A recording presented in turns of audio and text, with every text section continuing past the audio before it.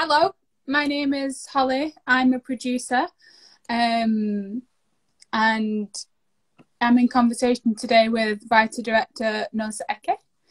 Nosa, if you want to, let's hand it over to you. Yeah, I'm Nosa Eke. I'm excited to be here to discuss and hopefully demystify the process of screenwriting. Yeah, let's get into it. Yeah, let's do it. So we're here today to talk about writing, director and producer relationships, and also working within the writers' room and how to work with a producer, because that can be a bit of a scary process, especially when you're first starting out. Not for producers as well, don't get me wrong, it's quite a scary process as well, trying to give people everyone involved. Everyone involved, yeah. So I would just start out with saying how I work with people.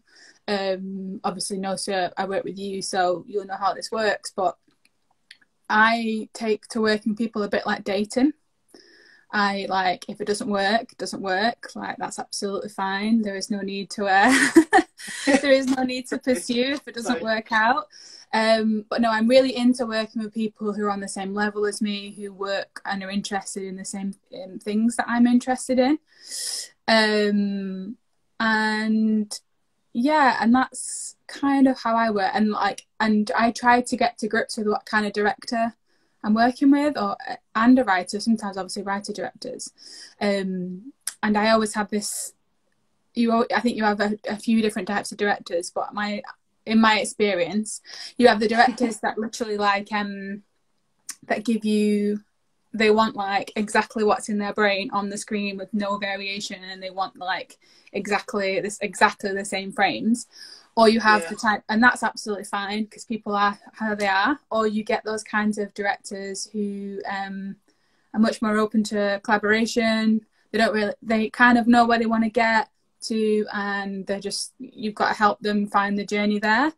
And in some ways that can be a bit more of a rewarding journey, I would say. Yeah, and I think that's kind of what you're like, no? So that's what I kind of felt like, that you weren't like, this is exactly what I want. So yeah, only my vision. No, I think I always look at it like this. Like, would you want to watch an episode of Buffy and have nachos with the people that you're working with? Like, I think that's just like the best test, because it's like you're gonna be comfortable with those people, and it's like you're probably gonna have the similar tastes, which they might not be exactly the same. That's fine, but you want to at least have some similar taste with, the producer that you're working with, definitely, and then the rest of the crew. So yeah, it's like, that's for me super important. And then also to know that, like, for me the process is a collaboration. So like, I'll have an idea of how I want it in my head for sure, but on the day that might not be the best idea. Or even in the writing process, like, producers like you will be like, what about this? Or I don't know that will really work the way that you want it. And so taking those suggestions and knowing that those notes aren't, supposed to harm the process, they're just helping your process get better and like not being super defensive. But I think, we're in such a industry where it's a lot of money on the line, but you have to remember, like, you can't come and die for this, because we're not saving lives, we're just creating entertainment for people, and hopefully working through some stuff with it as well. Yeah, no, I totally get you. And that's kind of how I feel, like, especially when you're first starting out, like, you really want to work with people who you vibe with, because what you're going to be doing when you're first making things, when it's like really fresh and really interesting, I think, is probably in some ways, like, you've got less people involved, and like what you want is a lot truer to there are less people involved in terms of, like, you've got less money, which means that you've got less voices. And you really want to be making things that are kind of working with people that you know, and friends. That's what I would always say, like, working with friends, because it's truly like underrated, like working with friends and working with people you know, because it's stressful as it is. So yeah, I mean, How about you? Like, how did you start out in terms of like writing and coming from where you came from? Because yours is kind of like a bit of a squiggly line, isn't it, really? Yeah, hustling always. So how did I start off? I kind of just grew up watching a lot of YouTube, like web series and things like that, and realizing that those people actually didn't have money to make it, but they still made something that was awesome, and they just put it online and are getting an audience that way. So essentially realizing that the infrastructure for like distribution and marketing already existed because we have social media. We're essentially that, we're part of that machine in a way, but you know, it's kind of democratized. So just Yeah. being like, oh, actually I can do this, I don't need to start off with going to like broadcasters and stuff like that. So that was really eye-opening. And then like I did a film and TV production course for my BA, and I wrote a script there, and like had tutor who like looked over it and that sort of stuff. But like when I came out of it, I didn't do anything with it, and I was Yeah. working in a top shop Oxford Circus, RIP, Nice. and everyone around me, like I really enjoyed going to work because I liked seeing the people that I was working with. Like they were just cool people, but everyone around me was also like creative. And so being like, okay, I really want to make this, but I don't have a crew and I don't have any access to like connections because I haven't started that doing any of that process yet.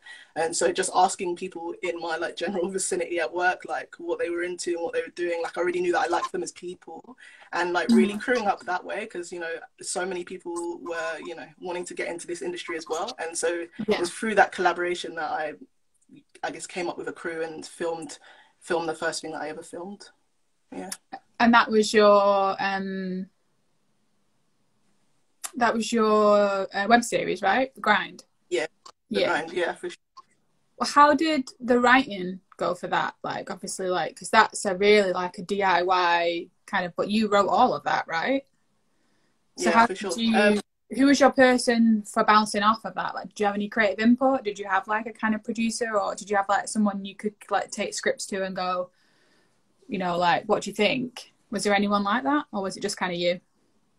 Yeah, so at the very beginning it was me, but then it was kind of just basically scouring the internet and also coming across like different sorts of structures for story, and trying to fit it to like what the idea of the like project was. So I came across a few different structures, like, you know, the hero's journey, the classic, Yeah. and then like I came across like Shakespeare's 5-act structure, and just realizing that actually the 5-act structure works really well for episodic storytelling, Right. because essentially you're breaking up each act on a cliffhanger, and then the 5th act obviously ends on a cliffhanger, which is pretty much what all TV programs do, and they don't need to do it in an EastEnders sort of way, you know, but it's just naturally it ends on a cliffhanger. So then I was just like, oh, this really works, because obviously if I'm going to put it on YouTube, I want people to then click onto the next video, so gonna have to give them something to like want to come back to.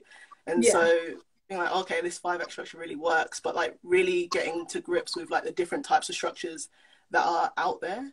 Yeah. And who was the person that you took that to? Did you ever have anyone who read it and kind of gave you notes back, or was it just like you just kind of wrote it and shot it?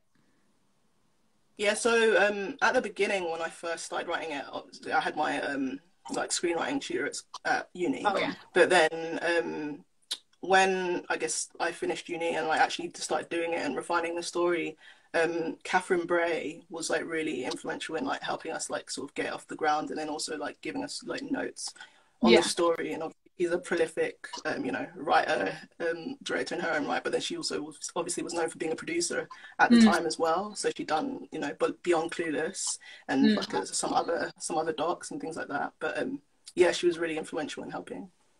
Okay. Well, that was kind of cool then, because that was like obviously your first foray into like notes, I guess. Yeah, definitely. First instance of notes. But yeah, maybe that might be a cool way to talk about like how you work and what you do, and like how you approach things, like how you approach a project, like whether it be something you're approached about or something that is just like obviously your own creation. Yeah, I guess how I work. I guess it's different every time. So I think when I come up with an idea, it usually starts off with scenes. And so I'll have like different scenes that I'll have in my head, and then a sort of character will sort of half materialize. But Yeah. I'm just like, I don't know where this where this is going. But for like, say if we take something in the closet, for example, the show that Yeah. we did together. I had 3 scenes in mind that weirdly enough fitted in the like sort of beginning, middle, and end stages, but I just didn't know what to do in between. And I had a theme that I wanted to play around, and I think theme is a big thing when you come up with an idea, because obviously the idea has to be about something, or people don't care, you know. Yeah, It needs to be, you know, something that you can relate to, even if it's not like a story about you, you know. So I had a theme that I wanted to explore, and I'd grown up on a lot of I guess coming of age movies, but they were sort of in the genre realm, so like, you know, sci-fi and all that sort of stuff, and thrillers and things like that. And I wanted to really encapsulate a genre with the theme that I had, so I really wanted to do a short about a queer black girl, basically, whose secret manifests itself into a physical monster in the closet. And then being like, okay, so if I've got these scenes in my head and I have this theme, how do I stretch that out? Yeah. And then it was just sort of thinking about the character, really. So it's just like, who is this character and what is their flaw? And I think the flaw is definitely a big thing. So it's like, you know, you don't want your characters to be perfect, otherwise there's no conflict. So yeah. It's just being like, okay, what is their flaw, and then how can you exploit that flaw for the story, basically. And like, not in a like gross way, just in an authentic way. Like, realistically, if this character existed and they acted like this, what would happen? And basically building up the tension points from there. But yeah, and then it's obviously with collaborators, like, so I co-wrote it with Alex Kessie, who's an amazing writer. Which brought her in because I was just like, I really enjoyed her, like, as a person. She's like one of my really close friends, and I was like, okay, we can vibe on this for sure. And she like knows genre a lot as well, so it was just kind of figuring out the building blocks, really. And then obviously having like a producer come on board, like you come on board and stuff like that, and yeah, basically figure out how to get it made from there once we had like a sort of story down. Yeah, well, I guess that makes sense in terms of what you've said to me, in terms of how you really work. That kind of makes sense of like how you would apply what you've learned from when you were first starting out doing the grind, and when we're taking it into something like something that's got a bit more, I wouldn't say professionalism behind it, but you know, like there's a bit of weight behind it, like the public money and things like that. So yeah, that would make loads of sense. That might be a really good way for us to moozle on into the short that we did together, something in the closet, which, you know, seems to really resonate with people, which is really great. Like really, really great to hear every time. Still now we still get like stuff being like, I love that film. I remember reading one comment, she was like, that was me. I was like, oh.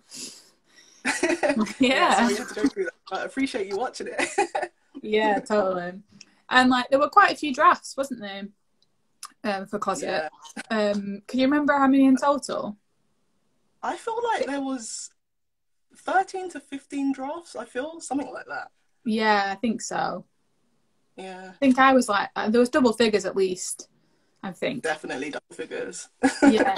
And like, when I work with directors, they're always like terrified by how many number of drafts they feel. I work with a director who got really ashamed about how many drafts that they were doing. Wow, yeah. Like, no one cares. Like, it just it gets it better. Like if I can say that to anyone who's listening, who's thinking about writing, and they think that, you know, it takes more than like feature films, especially, like you're doing at least 10, 15 drafts, because at least it's like writing a story that really resonates and really sticks is like, because you have to build the world around it, and then you have to like make the story match.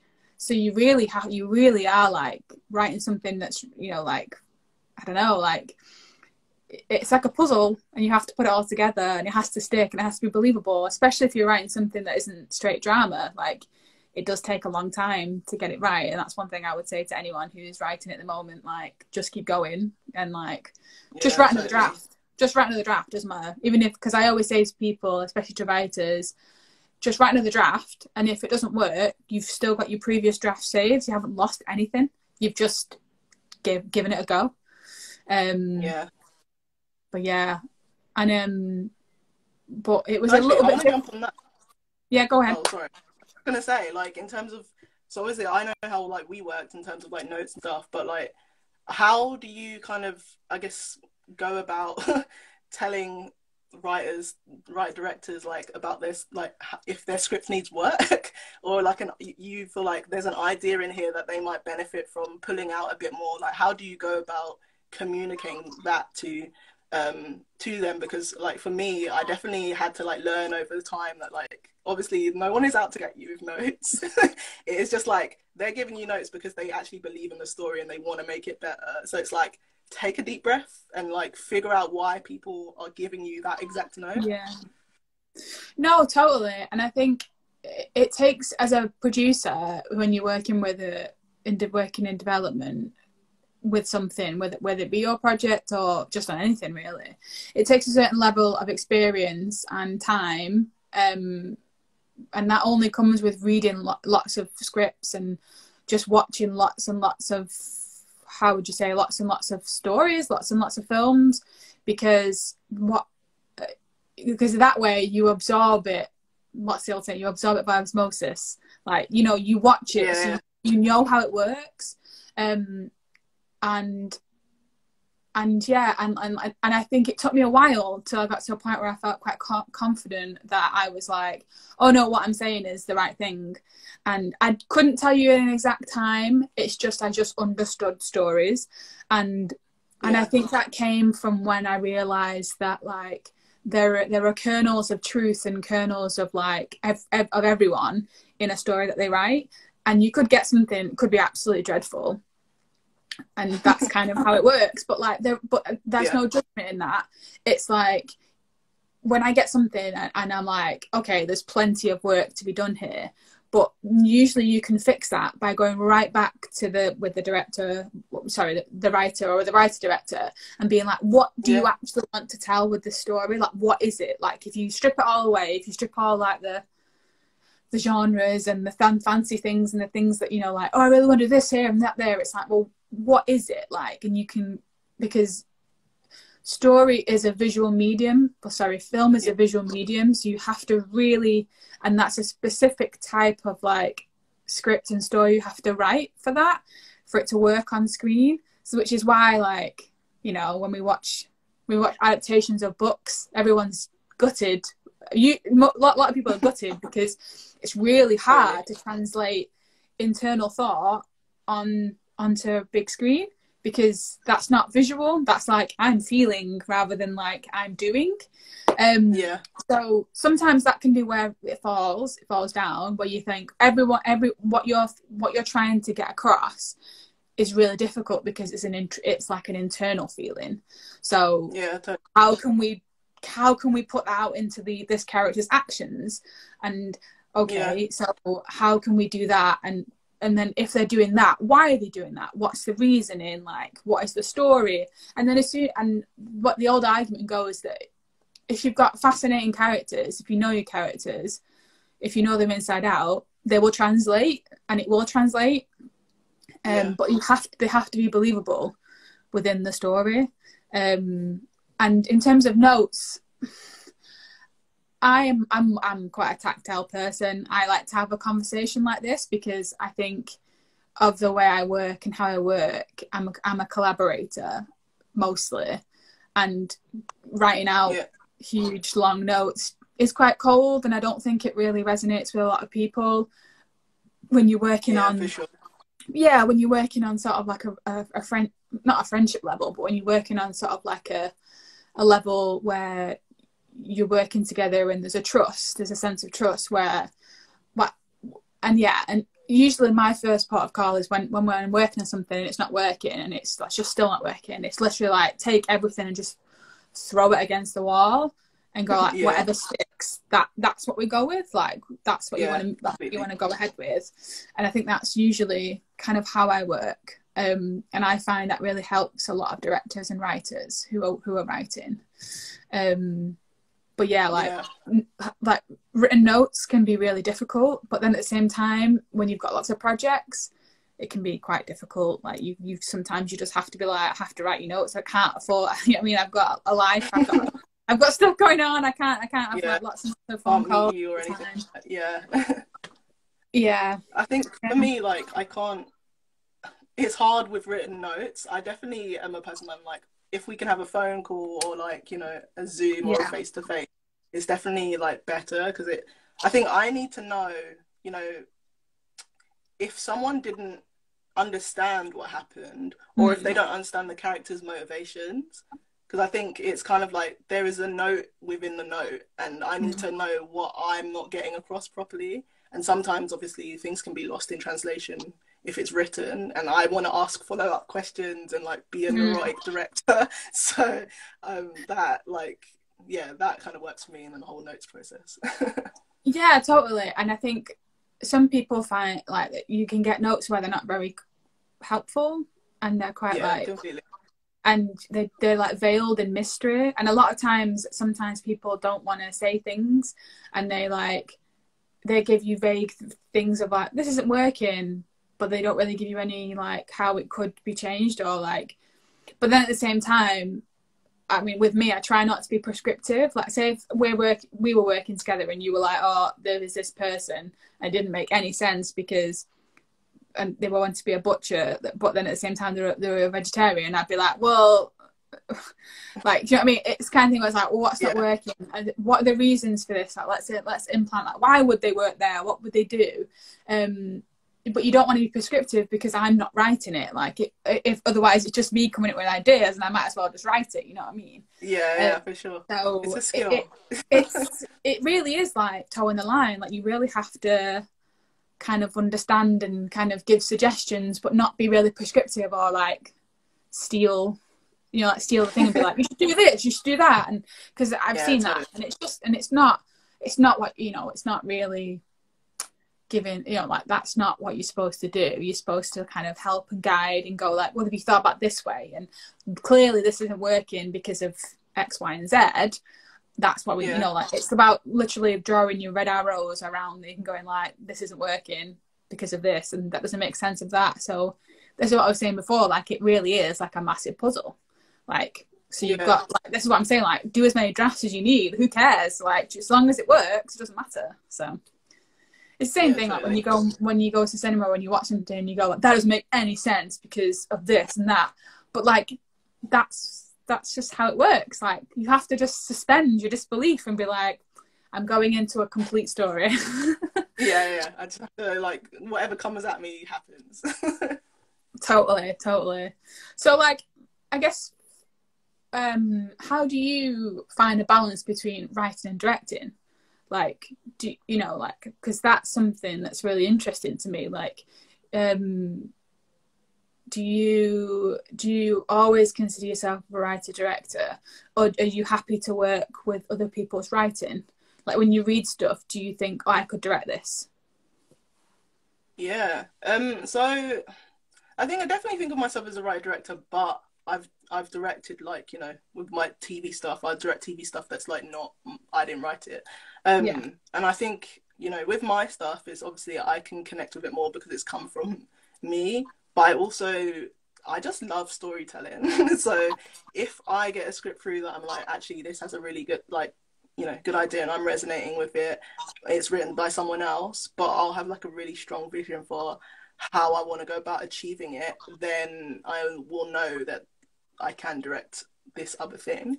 And so it's always just for me a balance of being really true to myself and just being like, can I actually give something to this? Because also you get scripts that you're like, I can see how it's done, but, you know, how it would be done, but it doesn't necessarily resonate with me, or like, I don't feel like I can bring anything like super special to this, you know? So it's kind of just kind of figuring out what you're about as a like director / writer director, and then like take it from there. No, I totally get that. And how would you say, as a director, you like to be supported, like in terms of from producers? I mean, it's different every time, but like you've worked with a few producers now. Like, how do you feel? You know, like how does a producer make you feel safe on a project? Yeah. So I think we were talking about this before. Like, I definitely love to get a cosign from other people before I work with like producers, yes, but like, you know, if it's a producer I don't know, I want to get a cosign from someone who's worked with them or someone that knows them, just Yeah. so I know that we can vibe because, you know, there might not be time to like, you know, sit and chat for ages or have like 2 or 3 meetings before we decide to work on something together. So it's just like that cosign is like so important to me.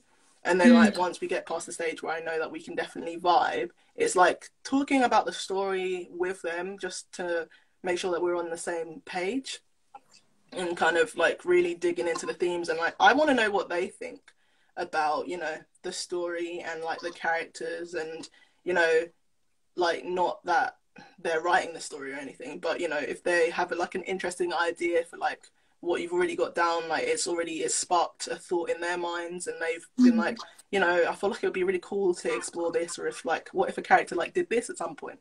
And you know, just kind of knowing that they understand your story that way, but then also like not feeling super intimidated that you can't say no as well.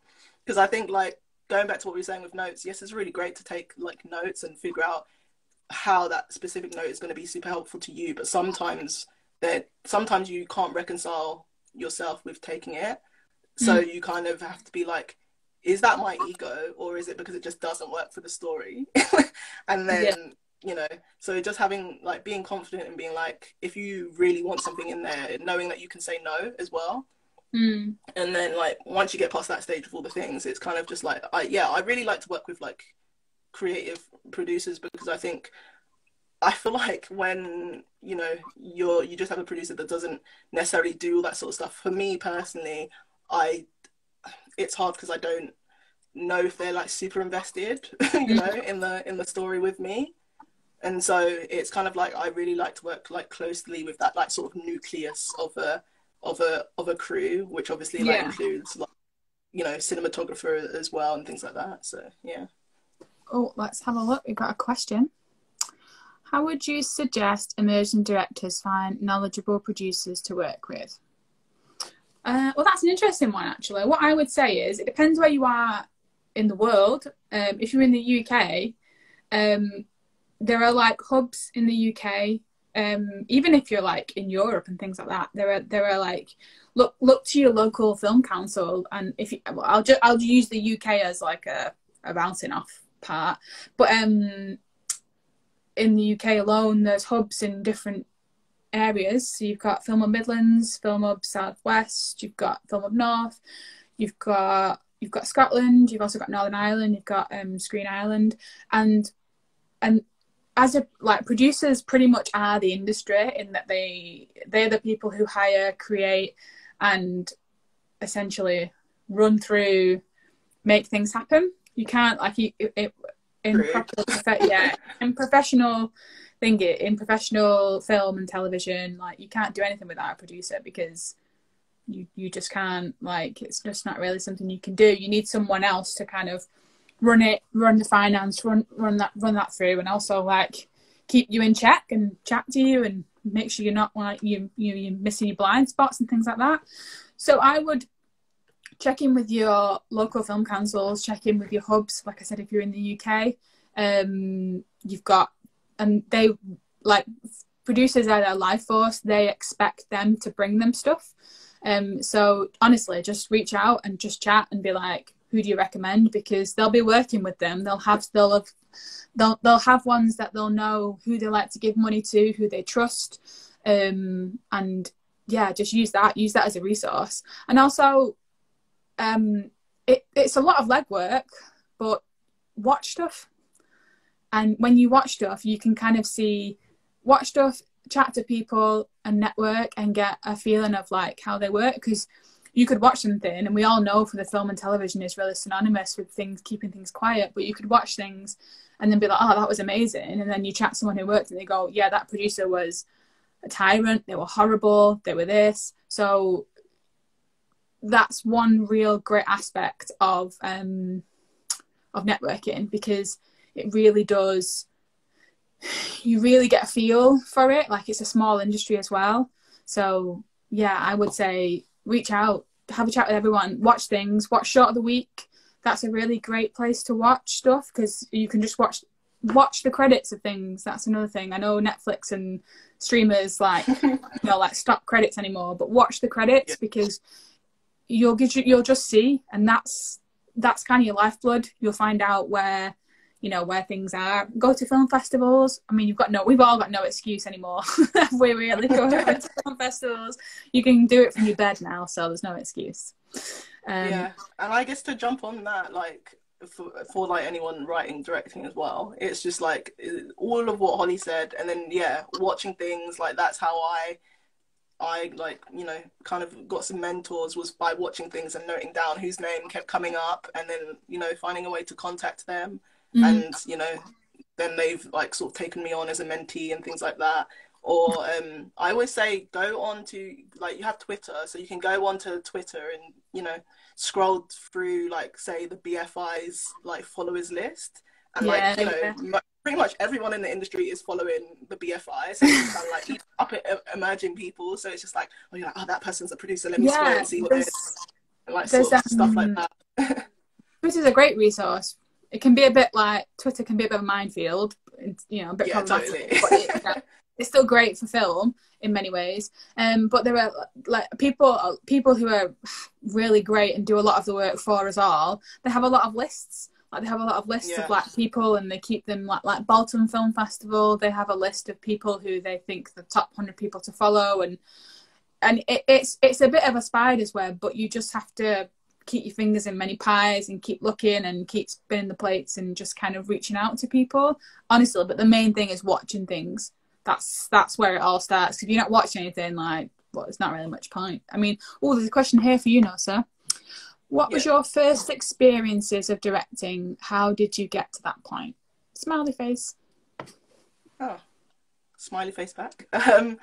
I said sort of earlier, in terms of like one of the first things that I sort of started directing, which was the web series The Grind. So I guess when this is done, you can go back and relive that story. But that was just like me kind of getting together a group of friends to like, try my hand at directing. And like I'd been watching a lot of stuff on YouTube, and it was kind of, I think when you're first directing, what you should do is just go through your script and sit down and be like, you can either do a shot list or you can do a storyboard. Shot lists work for me, storyboards don't work for me because I don't draw. So it's kind of just being like, what are the shots that I can get through in the amount of time that I have? And like, you're not going to do like 18 shots, do you know what I mean? I think like bare minimum, you should have 3 or 4 that you can like, you can edit off of. And then like, if you want to get like the extra shots, put some more down. But if you don't get them in the day, then you can still pull something together in the edit. So I always go through like a shot list on each scene, and I'll do it with my cinematographer as well. Like, I'll have shots in my head when I'm writing. So when I write a script, I'll write like how I see it, and I don't necessarily put camera shots in there and stuff, but I'll write visually, because I want to know, like, I can remember what I thought about on the day that I'm shooting, but then I also want to know that like the rest of the HODs know exactly what I'm thinking about as well. And then it's kind of then making a shot list off of that, and then being like, okay, I'm going to sit down with my cinematographer. And it's really important for me to sit down with my cinematographer and do it, rather than just me doing it, because their job is literally to have like a picture in their mind all of the time. They just 100% think visually, but they think story as well, but they think visually. So it's kind of like, if I'm stuck, or if I'm not really doing it in the best way, they'll definitely have a good idea. And it's like, that partnership is to listen to each other. It's not to like steamroll them and have your own thoughts.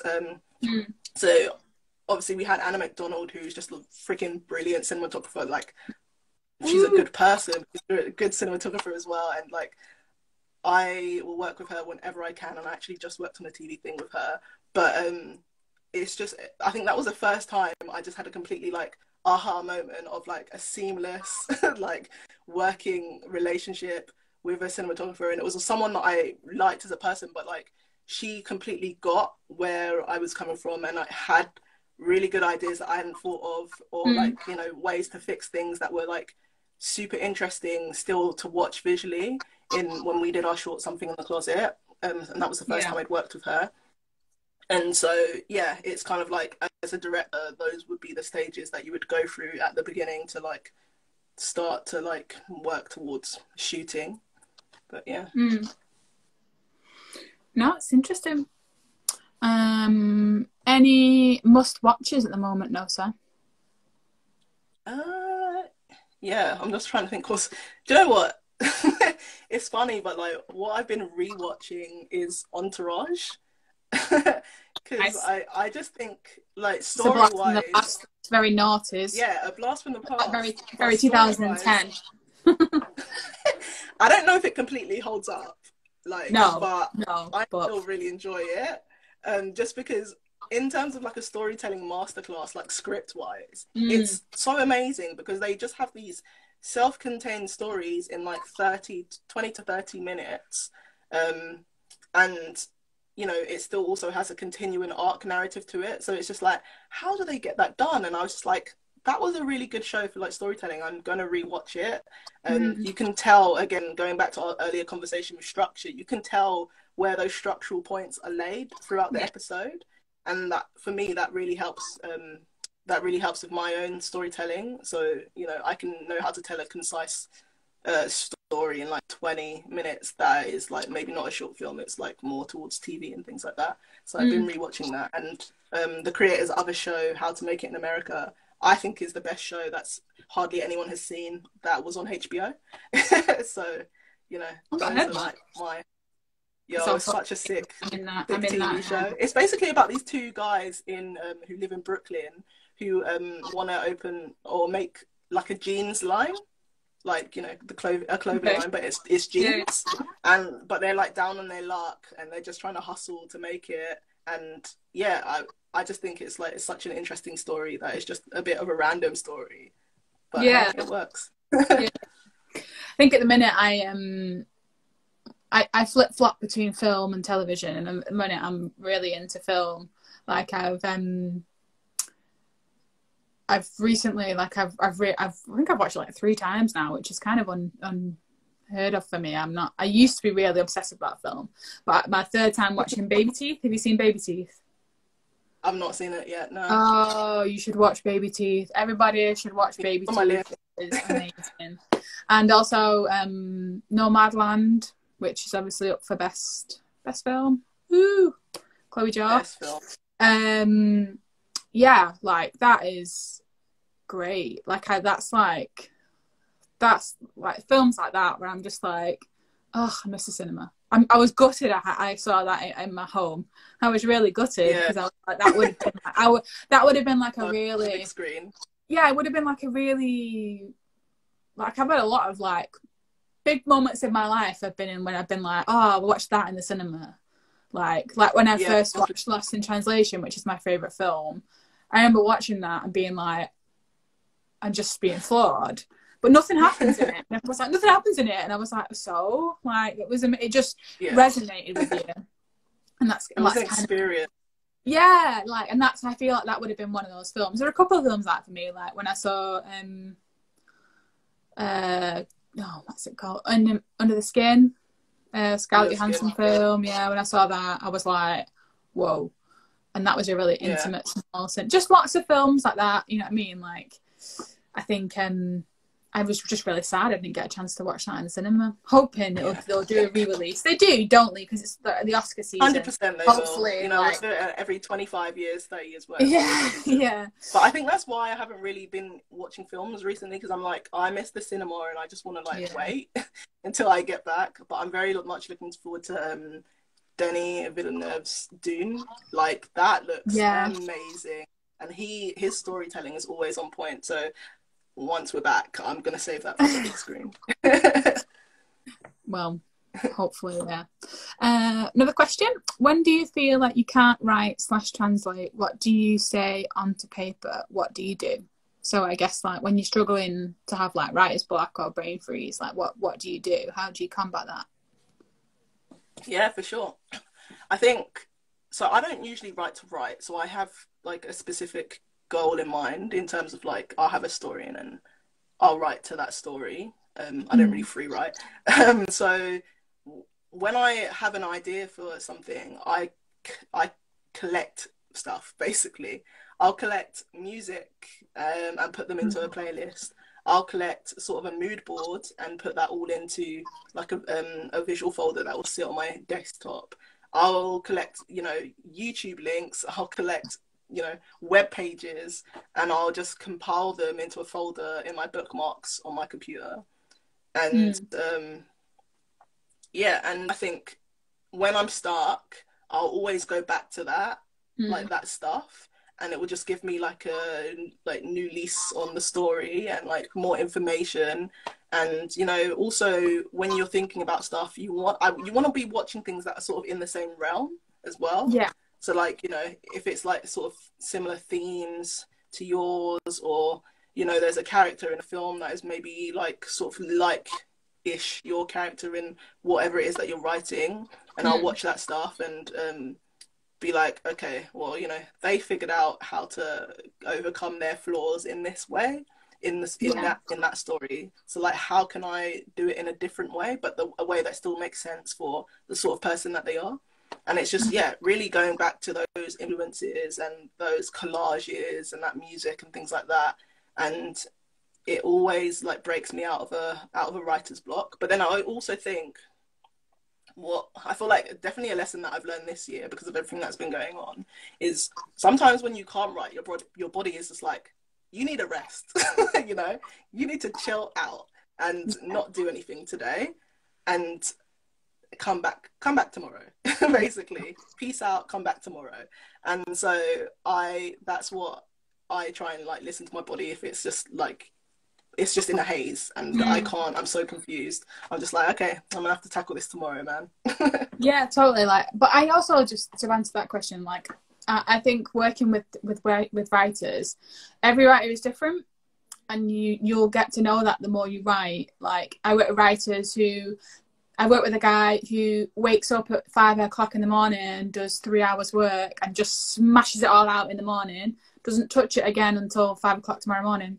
He won't, and that's it. Like he wants 3 solid, amazing hours, and he knows he won't get anything else out of it. Yeah, fair. You have like really famous writers, like Russell T Davies. He historically never meets any deadline ever, and he always needs the terror of making it to force him to do things. And it kind of just it's there is no like blueprint that size it fits all, is what I'll kind of say. Yeah, agreed. And yeah, like, and there are some people who literally like their idea of writing is just sitting in front of a blank screen, and then they'll do that for 5 days, and then the 6th day they'll go, and that's just how it works. Like there was I can't remember which quote it is, but there was also like an argument which I really believe, that you write the first draft in your head, and we've already drafted, you've already like done a draft in your brain, so when you come down to put it on paper, like it you know, it's kind of like you just have to keep going and keep sitting and trying and coming back. That's kind of how writing works. Just keep showing up until it's done. Yeah, you know what I mean? Yeah. And it's quite a lonely process, writing, so that's why you need other people to read it, because if it's just you chilling by yourself, you can miss stuff, you know. So it's collaborative. Yeah. So like but yeah, I think that's us now, finished, unless anyone's got any more questions. Let me see. Can't see any, but no. Yeah. All right. Well, I'm sure you'll be able to write questions if you want to. You've got our handles if you need it. You can message me if you need to. I'm on Twitter and also on Instagram. I'm more than happy to chat to people if you really want to. If you've got a burning question, sling it my way. I'll try and answer it. Same. Oh, Any final words of wisdom? You got any final words of wisdom, Nosa? I'm really bad at this. I don't know. I think it's just kind of like you kind of have to hustle for yourself. You know, no one is gonna do it for you, and no one's gonna show up for you.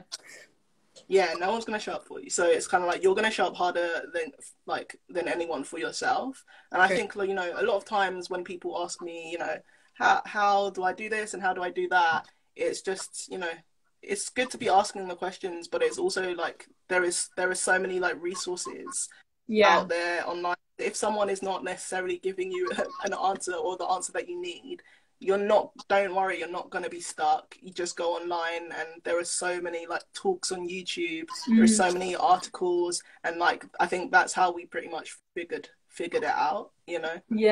There is an article or a YouTube video for anything that you can think of, trust me. It's true. So, you didn't have YouTube when I started in cinema. Did not have YouTube. Also, I think my final thing, what I'll say is, it's like working professionally in film and television, or in narrative, anything like that. It's a marathon, not a sprint. And if you read anyone's journey in terms of like their classes and overnight success, look how long that overnight success took. 8 years? Yeah, for real. 5 years? Like, just stay true to what you're doing, be authentic, and be nice to one another. Like, don't, you know what I mean? Like, obviously look after yourselves and make sure you're creating contracts and you're signing contracts and you're looking after one another. But like, just, you know, like we want to make a sustainable and ethical film industry. That's what we want. That's what you should be aiming for, I think. We're all tired of horrible stories of like film industry stuff coming out. And you know how that comes about? From secrets and not telling each other stuff, and like not speaking out and not talking. So, you know, like start creating that, start doing that, start creating authenticity, and start, you know, looking after one another, and you know what I mean, and just make stuff. Just make stuff. Don't wait for anyone. Just make stuff. That's what I say. Yeah, that's my final moment. I know. I'm like adding on to that final moment. It's like, I think you don't. It's, you know, you have that thing of people like, okay, well, you have to be a runner and then you have to get moved up and all that sort of stuff to like enter the industry. Don't. That's not the only way. It's a trap. That, you know, it's a trap. It must be stuck making teas and coffees. It's a trap. Don't. Yeah. I mean, you don't want to jump straight into being an executive producer, because that's like terrifying. But like, it's not the only way in. That's all I'll say. It's not. Yeah. But yeah, you guys got this. You got it. Well, that was great. Thanks for that, Nosa, and thank you to you all. For your great questions. And I guess we'll see you around. See you on the flip side.